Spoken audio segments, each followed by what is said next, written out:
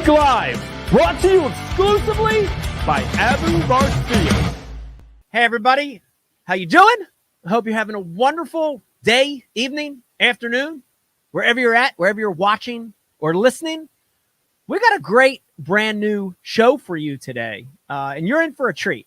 You know, a lot of these shows you're going to hear from people that are quasi-celebrities, whether they're professional anglers in the sport or athletes or actors or whatever. But today, I'm excited because we got a local, when I say local, New Jersey, Northeast, regular dude on the show. And I joked with him just a second ago when we were doing a sound check that I would butcher his last name, but I'm going to try not to.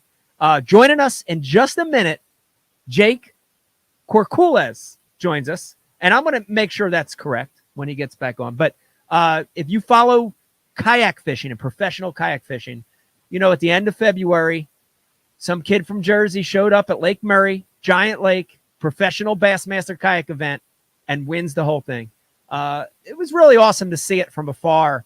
You know, I think I want to say I was at Fork or Toledo Bend when it happened, but of course I follow all the trails. And when I saw that Jake won, saw that a New Jersey guy won, I was so happy and so stoked. So very excited to get him on the show. Let me remind you that Ike Live is brought to you by Abu Garcia. So excited to have them supporting this podcast. Abu's been around for a long time, and they're making some really good stuff. Listen to me. I just want to highlight one product real quick. If you're a hermit, you might not know this, but if you're not a hermit, forward-facing sonar is dominating fishing right now. And I don't know that I love that personally, but it is. And they have a spinning reel called a Rocket. The Revo Rocket spinning reel has a gear ratio of 7:6-1. So when you see them, you could burn that bait back in, make a cast to them. Forward-facing sonar is all about making a lot of casts. So check out that spinning reel. It's the Revo Rocket, ultra-fast, 7:6-1 gear ratio. Go check that out at abugarcia.com. Or, of course, Tackle Warehouse has it. This podcast is also brought to you by the Ike Foundation. Man, if you want to get more kids fishing, head on over to the ikefoundation.org and see how you could help. We've got all our new stuff up there on the schedule, so go check it out. And by the way, we are filming and recording this podcast right before the Bassmaster Classic. This will probably air down the road, but in a few days, we're going to be in Tulsa, Oklahoma, getting city kids fishing at a city lake. It's the Sunday of the Classic. So very excited about some of the work we're doing to get new kids fishing. All right, enough of that. Let's get Jake on. I can't wait to talk to him about everything that went down. Very, very, very excited. Let's see if I can push this button. Joining us now. Let's see. Jake, can you hear me? Yeah, I hear you good. Dude, thanks for coming on the show. All right, first things first. Did I do okay with your last name or did I butcher it? You did all right. It's Coucoules, like cuckoo. Like cuckoo. Like couscous, like the little pastas. Oh, like couscous. Oh, I thought you said like cuckoo. I was going to say, I get that a lot. And my name doesn't sound anything like cuckoo. And I get that a lot. I hear it from time to time, too. All right, first things first. Jake, where are you from in New Jersey? What part of the state do you live in? So, like, central, like right outside of Philly. Right outside of Philly. That's awesome. Yeah, it's, I mean, it's funny because New Jersey is such a small state, but it's big. Like, I try to explain that to people all the time, you know, and I'm like, look, you have this dividing line, which is like Trenton. And if you're north of that, you're like a North Jersey, New York City guy. And if you're south of that, you're a Jersey, Philly guy. So small state, but distinctive areas. What I like to ask this of a lot of my guests. What drew you to fishing? How did you start? Why? What drew you to the sport? Because a young kid growing up in Jersey, and I'm saying this from the heart because it's me, right? A young kid growing up in New Jersey, Runnymede or Mount Laurel or Trenton or wherever, fishing's not necessarily, a thing that is big, in New Jersey for a kid. What got you into it? Did you start early? Did you start late? Tell me Yeah, about my uncle took me for the first time when I was 4, and we went to a little golf course around here, and I caught my first fish on a jitterbug, and that was like my first real memory in life. It was just so amazing seeing that fish come up and splash that topwater, like. And then I remember when I was 5, I seen you win the classic at the Delta, and I was like, dude, this is what people do as a job. Like that's all I ever want to do. Like it. that's the Yes. best job of all time. Like Yes. and That that's I awesome. didn't I didn't realize how expensive everything was until I got got a little bit older, and I started realizing, wow, you need a good job just to get into this. But yeah, I'm trying as hard as I can to work my way up the ladder now. Yeah. Well, you were hooked early. That's it's funny because I had a very similar experience. Probably actually I was a little older. I was probably, 9, 10 years old or whatever. But I had a topwater bite too. And it's funny because I've talked to so many people that they can remember the fish that hooked them, like literally, that hooked them in the sport. And it's uncanny how many of those stories involve a topwater. Mine was actually just a Rapala floating minnow, and I was Yeah, fishing it I like a remember top. reading it in Yeah, your book. yeah, I was fishing it like a topwater, and it wasn't even like a giant. It was like a 2 or 3 pounder. But it honestly, like that fish, I've said it a million times, but that fish did change my life, and it sounds like that jitterbug fish kind of did the same thing for you. Oh yeah, it was only like a 10-incher, but it seemed like a 10-pounder to me back then. That's crazy. That's crazy. So you had this aspiration from a young age. Um, when did you decide to start dabbling in the kayak competition realm? Is that new, or have you been trying it for a few years? No, I've been doing it for a couple years now. The first tournament I actually fished was one of your Ike Foundation tournaments. I think it was 2019. It was Cooper River and Newton Lake because Heck they're yeah, like both I right remember down that. the street from me. Yeah, yep, I remember that. I didn't realize how many clubs there was in New Jersey until after that, and I found out about the South Jersey Kayak Club and then Yes, the North Jersey Kayak Club. It used to be called Garden State. Now they have the Mid Jersey Kayak Club. And then once I found out about this, I joined all three, and I've just been fishing every one I could ever since.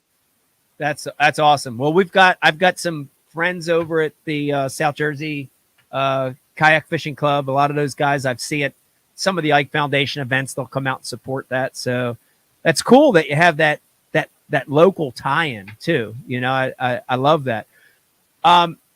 What gave you, here and again, a lot of this, as you're talking, I'm hearing myself, honestly, like this is the coolest thing because now, like when I was in my when I graduated high school and I was in my late teens, early 20s, there was no such thing as kayak fishing back then. It's crazy that how big it is now. But when I flash back to when I was young, there was no such thing, but we had small boat fishing, which to me, Jake, it's very similar, like being in a 10-foot John boat or a Coleman crawdad or a bass hunter, a Hmm. polyurethane. It's very, very similar. So that was my start too, and I remember joining that club and,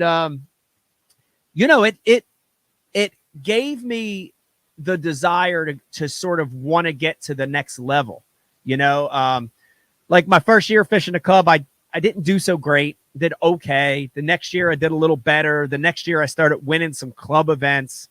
And then I was like, man, I want to see how far I could push it. When did you decide to take it from, a local, more of a hobby thing to let's try some national events? When did that start? Um, the first year I did mostly all local stuff, and yeah, mostly just got my teeth kicked in. I hadn't fished most of them really big lakes like we have before. So then, like a year or two went in, I started getting better. I started actually like placing in the tournaments. Then I found out about the KBF like national trail, Yeah. and I think the first one I did was Murray 2021, and I tried to do as many as I could ever since that. But a lot of them they're far from here. I mean, like Oh yeah. Alabama or Florida or Texas. It's not an easy drive from here, so I can't afford to do all of them. But I've been trying to do as many as I could. Like if they come to Champlain or Potomac or anywhere that was reasonable driving distance. Yeah, that's awesome. That's awesome. And KBF, of course, if you're watching or listening, there are three, in my opinion, there are three really top tier professional leagues. Of course, KBF being one of them, the Hobie events being one of them, and then the Bassmaster Series, which, man, talk about momentum and, just getting bigger and bigger every year. It's just shocking how big these circuits are getting. But the Bassmaster kayak circuit, of course, one of the big ones out there. And I love that circuit. And I can tell you this, Jake, I am a kayak guy. I tried for years and years and years to win one. Just like in big boat tournaments, they're hard to win. Oh yeah, you don't have a 250 to run around the lake in the kayak. They're hard to win. I mean, it's just as hardcore as the elites. There's just as many good sticks fishing. And when I won that one on the Upper Bay a few years ago, dude, it was a goal. It was like a dream come true for me. It was honestly a big goal of mine to try to win one of those. And it's a big deal. So, you go down to Murray and win that thing. It's gotta feel great because, listen, not taking anything away from a club win or maybe a more local or regional win, but for, a Jersey guy to get out of his element. Like I won on the Chesapeake Bay. That's sort of like my home fishery. So that didn't even mean as much, but for a Jersey guy to, drive 9 hours to Murray and not just compete, but to win against that caliber of anglers, dude, I'm blown away. It's so impressive. I mean, it had to feel good, when it was all said and done. Oh yeah, it still feels awesome. I mean, it still doesn't feel real sometimes looking over and seeing this blue trophy in my room. Isn't it great? I love my trophy. The club tournaments. Dude, see, they got bigger. Now I feel obligated to win another one because they got bigger since the one that I won. Mine's about half that size, but it's awesome. But back to your question, I did feel really comfortable at Murray because I've been there the last 3 years with KBF at that same time. So I had at least I feel like I had a pretty good idea of how it was going to go down, like what area I wanted to be in. Yeah. And that lake, certain parts of the lake is kind of similar to lakes up here. Like normally when I go there, I fish like the clearer water down by the dam. Clean water. It reminds me more of like a Hopatcong or Candlewood or a lake like that around here. Greenwood, Hopatcong, I haven't been to Greenwood yet. Yeah, very similar. I want to go there. Yeah.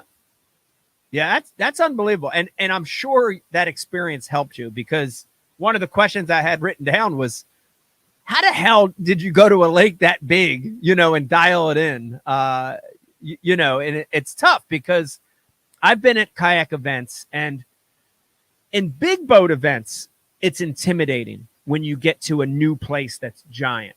But in kayak events, you already mentioned it, but if somebody's watching and listening and you're not familiar with it, you've got to make some decisions and you've got to have a game plan because you can't fish 40,000 acres in a kayak in a couple practice days. It just doesn't work, So were you able to put in some pre-practice or how did that work? I had 2 days of practice, but I really kind of knew where I wanted to fish. I mean, if my 2 practice days bombed, I would have changed up, but there's one area that for some reason I've always done good there. And I've launched at a bunch of different places because, I've been there 3 years in a row before this. The first time I went, I'd never been to a reservoir like that. Like, we don't have lakes that big. No. Like, for the first day I went, me and my buddy who went down there, we drove for like 4 hours. It's like, dude, this is all the same lake, man. Like, there's everything. It's rivers and muddy and rock and deep and crazy. It's like, it's overwhelming almost. Like, it's so big. It's so big. It that feeling, man. If you've never felt it as a competitor in a tournament, it is overwhelming. I mean, it almost takes your breath away because you think, how the heck am I going to figure this out? But great strategy. You had confidence in an area and you had a couple practice days. I love, and I'm not taking anything away from these guys, but I love the anglers that show up with a few days of practice or no practice and they're able to do well or win. And, I've fished these events long enough to know, and Jake, some of these guys, this is what they do now, right? This is what they do. And there's a percentage, let's call it 30% of that field are full-time professional kayak anglers now. And Jake, they fished for weeks leading up to that tournament. I'm not kidding you. Like, I'm not joking. Charles told me. Oh yeah, I'm not kidding you. Like, I know. Like, these guys are putting in weeks of practice, and sometimes it's hard to compete with that. Because they have the luxury. But regular dude from Jersey, regular 9-to-5 job, going down and winning, dude. It's so impressive. By the way, Jake, what's your regular gig? What's your regular 9-to-5 gig? I work at RCBC. You might know it. It's like the community college in Mount Laurel. I'm Okay. a groundskeeper. Awesome. Yep. So I cut the grass. Earlier we were trimming some bushes. That kind of sucked because they were covered in pond. Got a little bit of allergies from that, but Well, it's a living. It's a way to make money for now. I was going to ask, do they have a pond on the property? And if so, you should put that brush and stuff in the pond to make some cover. They do have a pond, and I did get yelled at for fishing it one time. Oh, that's so good. I seen a little male cruising the bank one time. I was like, let me just run back to my car real quick. Nobody's gonna notice. That's awesome. Now, I on these Ike Lives, I tend to try to steer away from the techniques and stuff like that. Man, I always said, if guys want to hear that, go over to Bash University or go to that. But I am curious, like, tell me a little just how you won. And the big question, I don't know if you heard me in the beginning of the show, Jake, forward-facing sonar is it's taking over on the professional scene, not just in big boat tournaments, but if you really watch, a lot of these kayak anglers now are taking hold of that technology and rigging their boat kayaks out with that technology. Did that play a part? And how did you win? No, I have Lowrance active target, but I did not bring it with me. Yeah. I have everything on my YouTube video to watch, but I just didn't bring it with me because I felt like it was more of a distraction than anything to me last year. Like, Right. I was spending more time scanning around looking for fish than I was actually fishing. And the way I like to fish there is power fishing. And it's hard to power fish and burn a crankbait and then scan around and look at the same time. Like, it was such a distraction for me. Yeah. And this year I was like, I'm leaving at home. I have my side imaging. I have a Helix 7. That's what I really relied on. The baits that I caught them on a 3/4 ounce chatterbait. That's what I caught like the biggest ones on. I caught a lot on that tactical bass and crankbait, the River to Sea. Yeah. I caught a couple on a wobblehead with a rage crawl, and I caught one on a rock crawler and one on a DT10. You'll like that one. Yeah, all power fishing, man. I love it. And I don't want to bash forward facing sonar, but I enjoy hearing guys that are fishing and winning and having success by fishing with instinct and power fishing. And man, it's great. It's great to hear that that you won that way, because it's the way that I prefer to fish, for sure. It's hard to unlearn 20 years of fishing without forward facing sonar. Like, It is. It was really. I thought it was going to be easy, honestly. When I got out, I was like, I'm going to just go out and crush them now. But it's really not nearly as easy as those guys make it look. Like Fujita and that Trey McKinney. Like, it's not. People it's not hate easy. on them, but I mean, there's definitely a skill to it. Like, it's definitely not easy. It's awesome that you have that trophy. It's awesome that you have the accolade. Nobody can ever take that away from you. And of course, it's nice. The money's nice now too, because, listen, if you're watching and listening and you're like, well, don't think that these are club tournaments now. A lot of these events are paying in the thousands of dollars, and we've got championship events now. Do you know off the top of your head, Jake, what's the Bassmaster Championship, their classic event pay? It's pretty high. I think this year's is like 25,000. 25,000. I think the Hobie has been in excess of 30,000.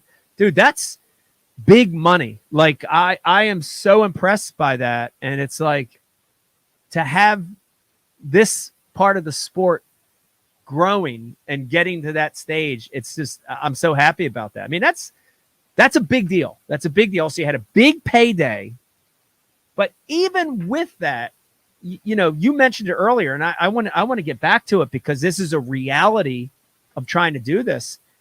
It's expensive. It's expensive as hell. Like, especially when you add the traveling, the lodging, the food, the entry fees, the equipment. Like, you know, something always breaks too. Something always breaks, right? Breaks. You start adding all that stuff up. It's very expensive. Now, with you doing this now at the national level with these events, do you have a big sponsor portfolio, or tell me about that? No, I don't really have any sponsors right now. I used to fish for the KFL. I don't know if you know that. It's like it was the kayak fishing league. So I was on a team for New Hampshire. So we had some sponsors, but I don't have any personal sponsors as of right now. No. Right. Yeah, I'm not really. I always kind of go by the old school way of like, if a sponsor really wants you, they're going to go find you and reach out to you. Like, you got to prove yourself first. I'm not going to sit here on Instagram begging people to sponsor me. Like, I'd rather go cut grass and work and make my own money. Like, yeah. Well, sponsorship is a gift and it's a curse. It could be both. So I hear what you're saying, but dude, it's impressive because, and I've had some other guys on here that when their career started, very similar to what you're saying, even as they got into the professional levels, whether it was kayak or a boat or whatever, the first couple years, they were still just grinding on their own. And the thing that I always love about that, not taking anything away from sponsor guys, I'm one of them, right? I'm one of them, but there's a fire and a drive that you have that's different when, and it's hard to explain this, but when you're not making a living with sponsorship and you're doing it all based off pure passion, your fire, right? That drive, it's different. And I'm always impressed by that. Is that what, because if this was about the money, you obviously would have stopped probably years ago, right? This is a tough way to make a living. I would have went to school for something else. I think, if I cared about money that much. Right. So talk about that, because I think it's important. You know, I think too many people assume that guys only get involved in this with aspirations of having $1 million sponsorships. Like, that's great, but people get in this because they love it. Talk about that. Yeah, I mean, I went through my struggles. I mean, I remember going to Champlain and not even knowing not having a place to stay. So I would just stay at McDonald's and charge all my batteries in there, re-rig all my rods in there, stay up all night till 2 a.m., wait till the batteries charge, wake back up at 4 a.m. to get back out on the water. And like, I've done all that struggle on my own. And that's why it just makes it so much better when it actually pays off and you actually win. So I had so many times driving down to Gunnersville or driving to Champlain, and you come so close, and it's like you just drive home and you're just thinking like, man, what if I would have thrown this bait at this time, or what if that fish didn't jump off? And you're just thinking of all the things that coulda, woulda, shoulda. So for when it all actually works out, it's just an amazing feeling. It is. It's funny. Again, so many things you're saying. I'm reminded of my beginnings, and yes, I could relate to that. Sleeping in the car, Jones and electricity. My favorite used to be Walmart's. I used to love to, because the sides of Walmart's, like the bigger Walmart's, would always have outlets, and either the garden center or on the other side where the food was, I was always able to sort of parallel park and Jones some electricity. So I'm hearing a lot of things that I dealt with. The worst is when the street cleaner comes and it's like 2 a.m. You're sleeping in your car, all of a sudden you hear the spinning. It's like, what is that thing, man? Like, I'm trying to sleep. I got to be up in 2 more hours. Like, you don't have to clean around my car right now. Yeah, yeah. I know the pain of that. It's so funny. And we've had a lot of very successful anglers on this podcast that have had the same exact beginning, Jake. Probably the most famous, Brandon Polinick, we've had on a few times on the show, and very, very similar stories of what you're talking about, but also similar stories of that drive and determination. You know what I mean? Like, I think, try to think of the right way to say this. I think sometimes the struggle, the dirty part of the job, the failure, the things that aren't glamorous in the beginning is what takes you to the next level. And it's also the things that make it feel better. You know what I mean? Like, listen, if you're on a daddy's paycheck since you were a kid and money's not a problem, I think that It doesn't hurt as bad. I don't think it means as much. I honestly don't. And I love that. I love that, grassroots working guy. I've always rooted for that guy to do well. And man, that's amazing. Now I do have to, one of my friends, Bailey fishes some of the kayak events as well, sent me a text after you won and gave me a story. And Bailey sometimes he throws me a little bull sometimes, but sometimes the stories are true. And he told me the story. I don't remember the exact details, but told me the story of you having this, like, literally skip meals. Like, I'm saying, like, not eating to save money for entry fees. Is that true? Yeah, I mean, you can ask Audi or Angelus. Like, I mean, there'd be times where I'd go out to eat, and I'd be like, I don't want to go with you guys. I can't afford Longhorn right now. Like, I barely afford McDonald's. Like, my parents never really supported the fishing thing. Like, they always thought it was like a pipe dream. So they didn't really help me with anything like that. It's always been me on my own, like, trying so hard to make it because there's nothing else that, I don't know, there's nothing else that drives me like that. Like, I've tried doing other normal jobs, and I can do a normal job, but my whole motivation every day to get through that job is, all right, I just got to get to the weekend, and I can get back out and go fishing again. Like, yeah. I can very much relate to that. I want to ask you, this is, I'm looking at your progress, starting from being a kid, just falling in love with the sport. A lot of us do, to getting into kayak fishing, to joining these clubs, to then starting to fish nationally and now having success nationally. I'd be a disservice to the show if I didn't ask you, what is your goal, Jake? Like, what is your long-term goal? Because, and there's not a right or wrong answer here, but I'm curious. What is your goal? Do you want to take this to the next level? And do you want to be a Christine Fisher or a Jody Queen? Do you want to do that? Or do you love what you're doing now? Do you love the opportunities that you're having just being a regular dude? I mean, my life goal was always the Bassmaster Classic. That was always the carrot, like, at the end of the tunnel that I've been chasing. But it's so unrealistic right now just because of how expensive boats and everything like that are. Like, I'd still love to do that one day, but it's just hard to see that right now, just being so expensive. So if I could be a professional kayak fisherman, I mean, I'd be really happy. Like, fishing is fishing. If I could be a professional bank fisherman, I would be down for that. Like, as long as I could be a fisherman and not have to cut grass every day, that would really be the number one goal, no matter how it was. I love competitive fishing the best, though. I love tournament fishing. Yeah. Like, there's just something about winning that just, I don't know, nothing feels as good as that.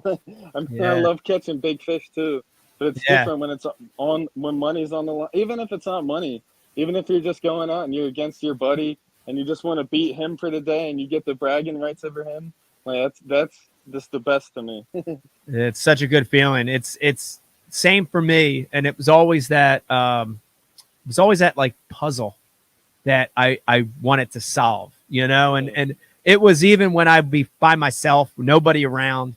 It was like, it was always me against the fish. And like, I wanted to be the best at that on that day at figuring out the puzzle, and it sounds very similar, Yeah, that's why I'm not like, I don't really like going to like private ponds and golf course ponds and stuff like that anymore. Like it's fun every once in a while to just go and catch them, but like you said, the puzzle is the fun part. The fun part is having to grind for so hard and then figure them out, and then you figure them out. It's like, oh man, they're at this depth, they're biting this crankbait at this speed, and then you start catching them, and then that's the rewarding part. If they're just gonna catch anything that I'll throw in the lake, like, I mean, it's still fun, but it's not nearly as rewarding.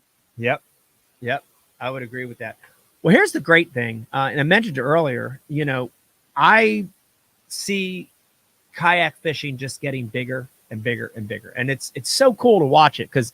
And I wasn't even there from the beginning. I've got some friends that have been there from the very beginning, but it's been very, very cool for me to watch this sport go from almost like a fringe, like a fringe thing, like, oh, those kayak fishermen, like putting those guys in the corner, to it being this big mainstream sport now. And with the money and the leagues and the names, and now you've got sponsored anglers, and you've got, Kayak Bass University, for crying out loud, has a kayak section now, and it's just been so cool to watch it. So I think you're on the right track.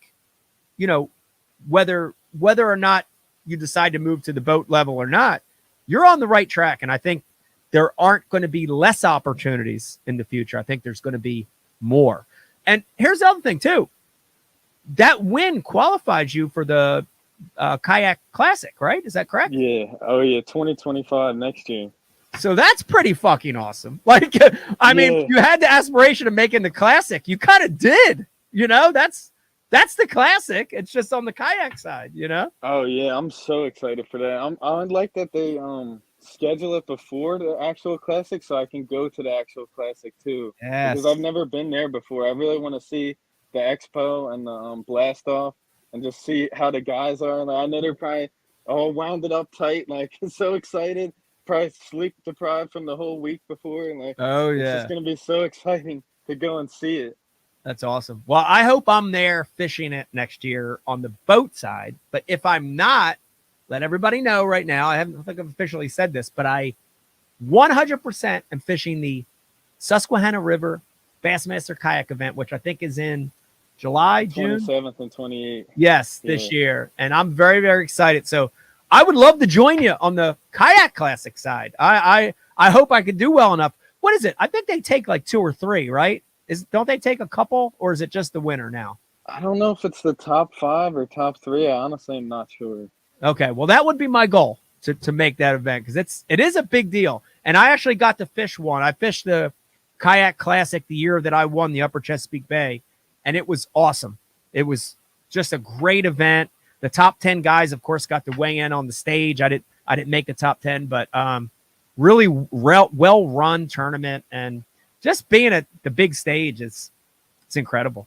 Just the fact that it's Bassmaster makes it mean so much more. At least to me, growing up reading the magazines and watching it every Saturday. Yeah. I want to switch gears just a little bit, Jake, with you real quick. And a lot of people that listen to this podcast or watch this podcast are not kayak guys. Of course, we have a lot of anglers that love kayak fishing, men and women, kids that love kayak fishing that watch it, but a lot don't. And I think a lot of them are just, maybe they're confused. Maybe I don't know. Or maybe they just don't see it the way that I see it. But I'd like to hear from you. Why kayak fishing? What do you love about it? Why did you get involved in it? Tell me about that. The biggest reason, honestly, I got involved in it was because it was a lot cheaper to get involved in than the big boats. Affordability. There's things that you can do in a kayak that you can't do in a bass boat too. There's spots that you can get into, like nobody's taking their bass boat out in the Susquehanna, like maybe a jet boat, but right. But there's certain places that I'll go, I'm not going to say, but back into the woods or whatever, when you got to drag it through there, you aren't dragging a bass boat through the woods to get back in there. Yes. Like, there is advantages to the kayaks. And I mean, nowadays it's almost just like little bass boats now with all the motors and live scopes and 3 different sonars. And all the things guys got on there, they're basically mini bass boats at this point. So I don't think that there should be this divide between like kayak guys and bass boat guys. Like we're all bass fishermen. Like it's all the same thing to me. I don't care. Yeah, if I'm on the bank, like I'm still fishing for bass. Like It's the same. It's the same. And you hit it on the head. Like I love kayak fishing because of that accessibility, and it's like, here's the reality, man. You already mentioned it.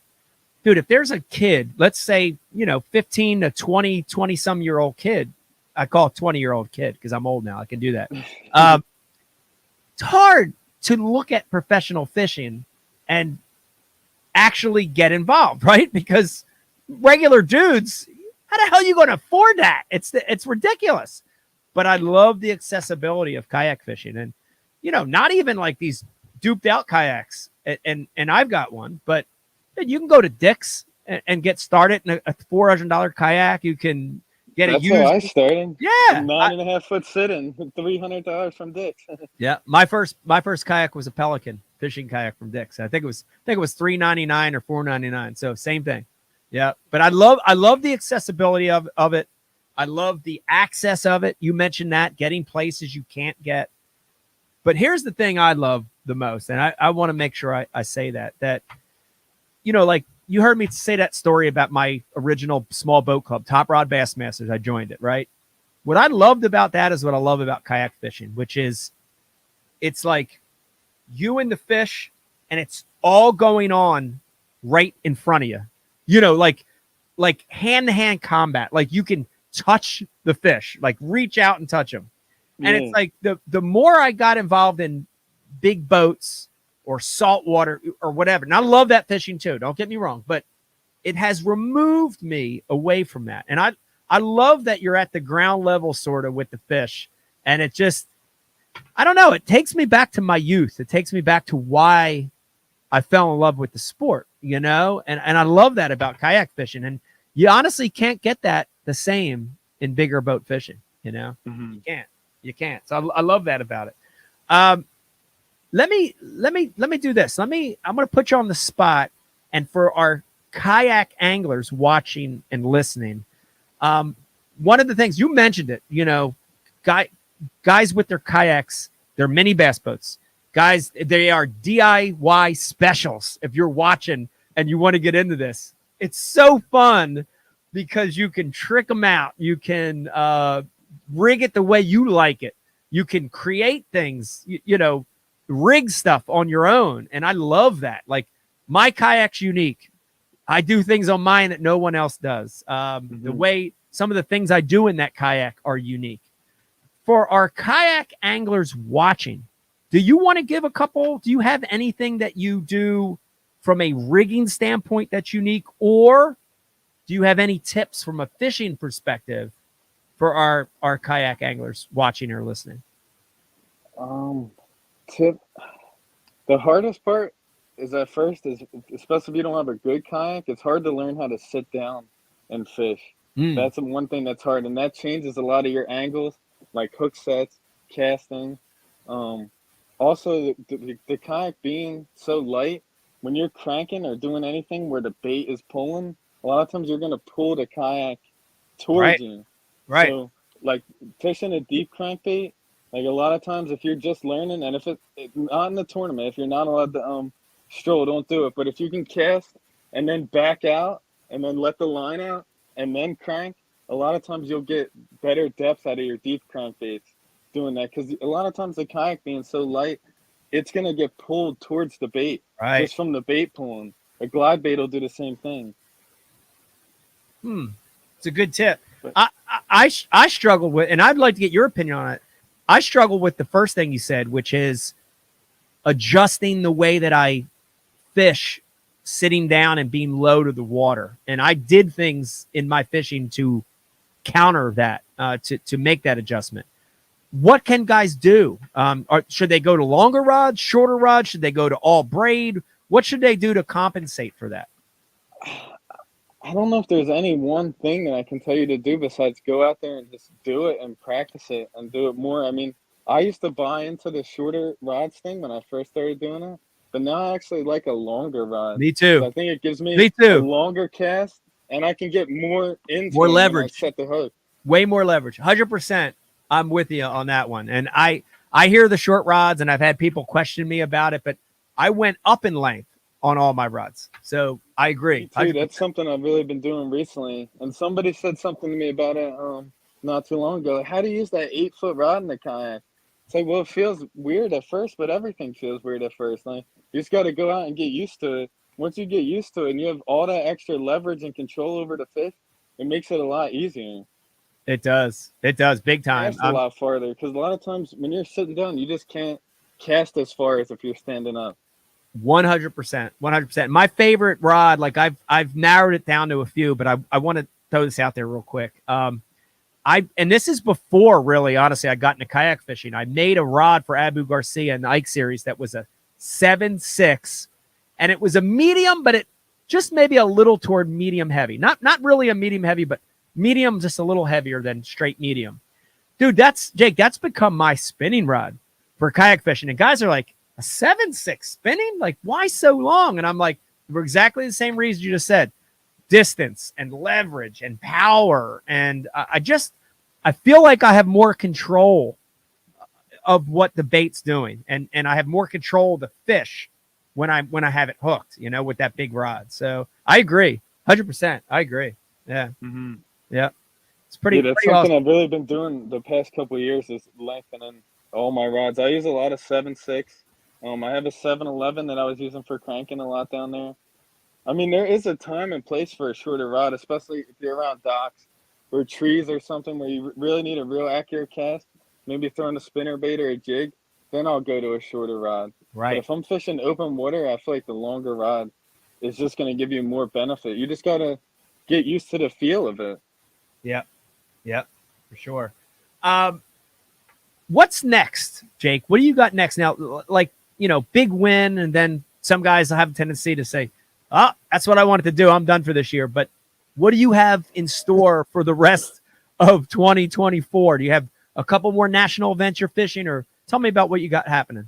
Yeah, I plan on doing the rest of the Bassmaster except Possum Kingdom. Like, I can't do that to my car right now.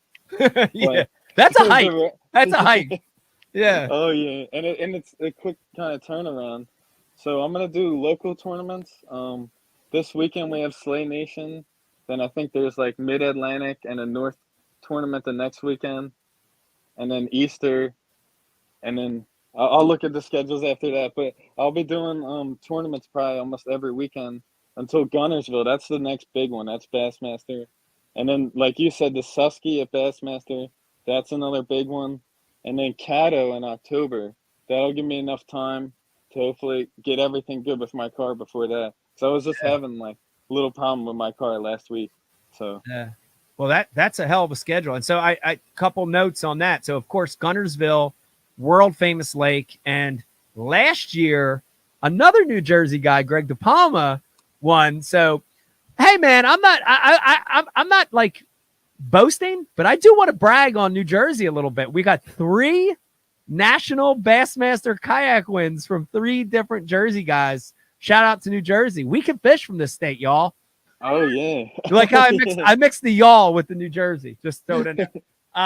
So that'll be exciting. And then I did want to mention that I knew about the sleigh because my son Vegas and his junior partner Max, they're fishing this year in a tiny boat. Oh no. So they're going to be at Mercer.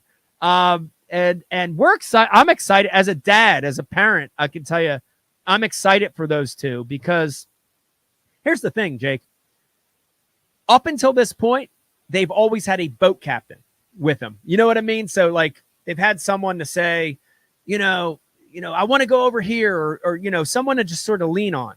And now they're doing it on their own. And I'm very excited for them to start, just like in kayak fishing, right? Start making those decisions.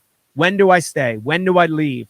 Time management, learning how to catch, photograph, and release. Like I'm excited for them to learn that because I feel like, being a rider with someone and catching fish is a different thing than figuring it all out yourself. So I'm excited for him. So I think you'll see my son out there on Sunday. It's Mercer, right? On Sunday?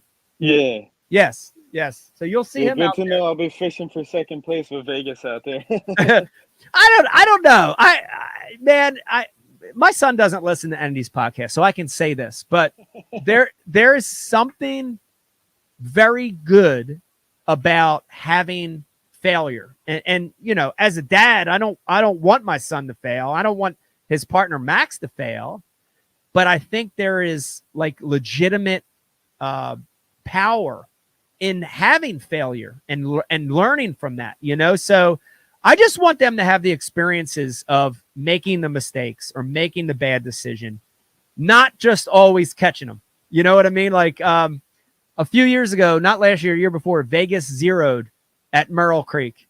And it was one of the most humbling things for him, and he caught a lot of bass, just never caught a keeper, and he made some bad decisions, and as a dad, I hated it for him. But as a competitor, I'm like, bro, you got to learn how to fail just as much as you do how to succeed, So I'm not wishing bad on my son, but I hope they can fail and learn from that too this year, So Oh yeah, you fish enough tournaments, you're gonna have some bad ones. I mean, remember Kevin came here, he only caught one in 2 days. One fish on the Delaware River. Now that's a challenging place, but still, but still, it's tough. Yeah. When you fish enough tournaments, I mean, things are just gonna go wrong. I mean, it's part of it though. Yeah, like you said, that's really the ones you grow from. Like, I feel like you learn more from the failure than the good tournaments. A lot of times, the good tournaments, it just happens. Like, there's not anything different. Like, it's your day.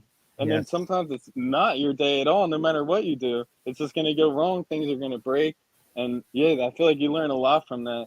And that's like in the Murray, that was one of my biggest focuses was let me just control what I can control. I can't control if some dude comes and cuts me off and starts fishing my spot, but I can control that I tied a perfect knot.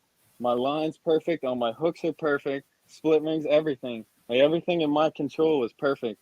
And then whatever else happens. Yeah. Just focus on the controllables. It's a great lesson. And I don't care if you're bank fishing or kayak fishing or big boat fishing. That is a golden rule that you have to remember. So it's an awesome tip. It's an awesome tip. Jake, I'm telling you, listen to me. I'm so freaking stoked for you, and again, it's like, because you're a Jersey guy, of course, but because you're a regular dude. And I love that. I love that. It's a great inspirational story, because here's the thing, man.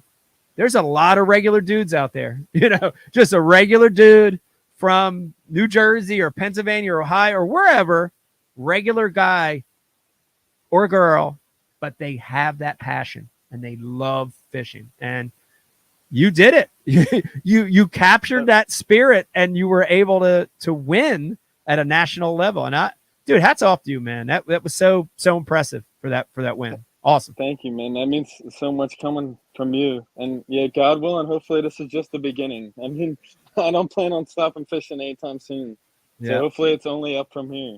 Well, I got a good feeling you're going to do really, really good. And I will get to see you for sure at the Susquehanna event. Looking forward to hopefully running into you there. That's going to be a fun one. A lot of fish are going to bite in that one. And oh yeah, that place is magical. That place is magical. And I appreciate you carving some time out to come on this podcast. It was so refreshing to have a local guy on, and makes me feel really good. So I appreciate you coming on the podcast, Jake.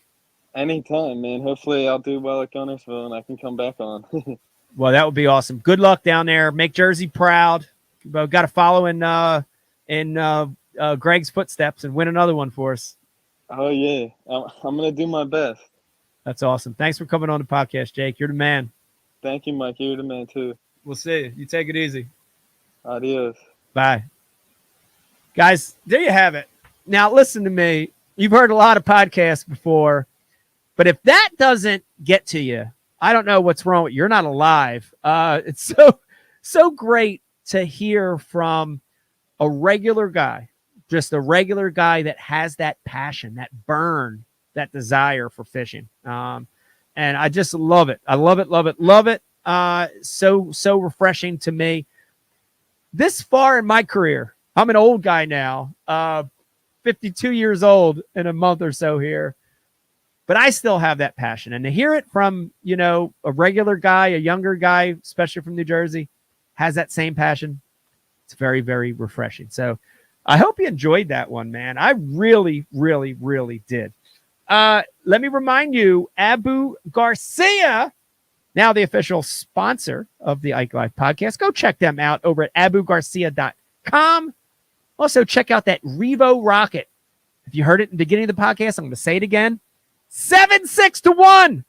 Burning fast. Fire, flames coming off of the spool. Hot fuego. Go over to Tackle Warehouse and pick one up. Great for forward-facing sonar if you like that kind of fishing. Also, brought to you by the Ike Foundation. If you want to help get more kids fishing, head on over to the ikefoundation.org. A lot of different ways to help. Head on over there and see how you could help. And also, we have a schedule of events over there. If you've got kids that want to go fishing all over the country, not just in the tri-state area, but all over the country, head over there and check out our website, ikefoundation.org. Also, I want to end with just a little side note that amazing comments coming in every week on people really enjoying this new version of the show. Thank you for saying that. We're still going to do some of the old Ike Lives with the old crew, especially around some of the holidays and stuff. But it's been fun for me to be more one-on-one with guests, just like Jake. It's been fun for me to get up close and personal with these guys and girls.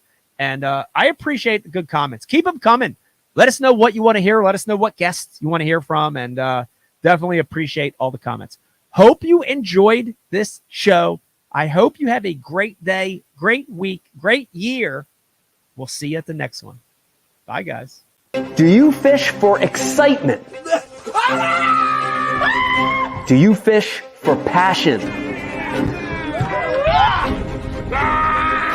Do you fish to get outside?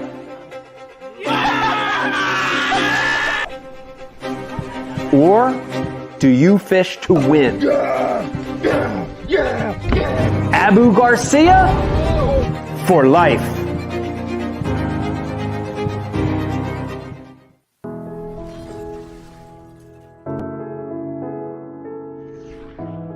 Right now where we're standing, we're in Camden, New Jersey. Yeah. Philadelphia is right there. This is the concrete jungle.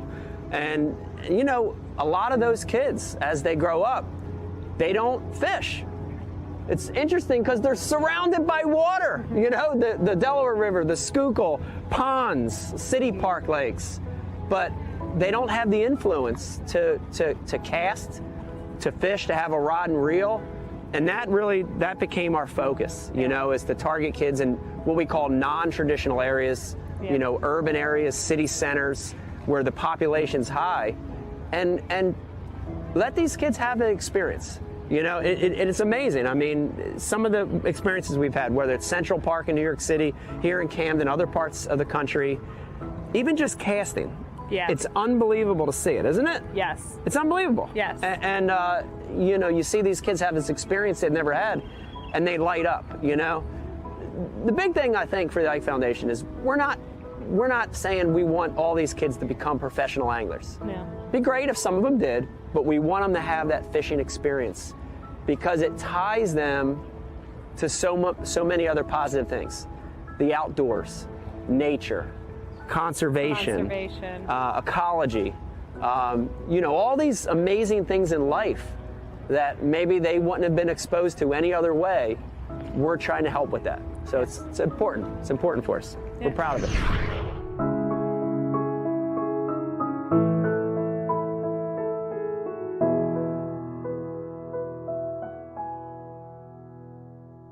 I subscribe to Bass U TV, and so should you. Great place to learn about anything you want to know about bass fishing. You get it at Bass U. We got the best of the best. I'm not just an instructor, I'm a subscriber. I'm John Cruz, and I am a subscriber. You can always learn, and watching Bass U definitely helps with that. It's something that I like to do, and it's definitely something that you need to do. If I'm still learning, you should be too. Subscribe to Bass U because you'll learn how to catch a lot more fish.